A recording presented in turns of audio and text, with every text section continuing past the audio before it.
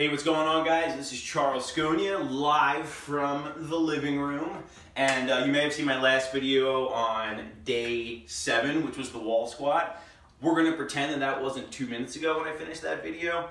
And we're also gonna pretend that my head wasn't cut off for like half that video.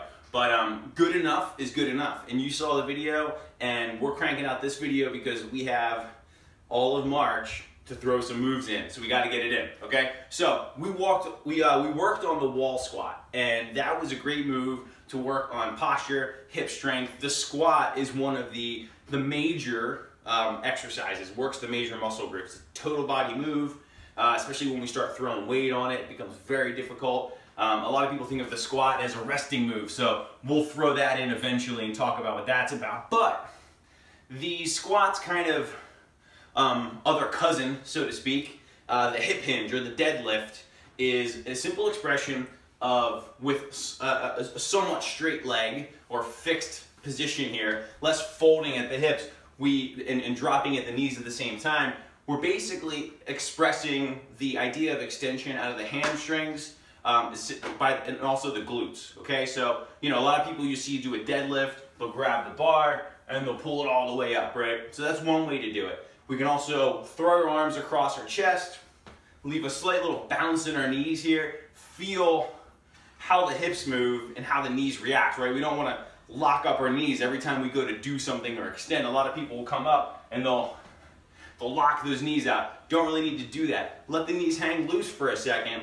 Try to keep your weight balanced in your feet, but really pushing your chest back and pushing your hips back and your chest forward. So a hip hinge, good morning style, as they say. It's like you're getting up and good morning. So you might go arms overhead, you might go arms behind the head, you might cross the hands in front of the chest, you can put them down by the side. We want to go here, feel the stretch, squeeze these muscles, squeeze the glute muscles, and drive the hips forward.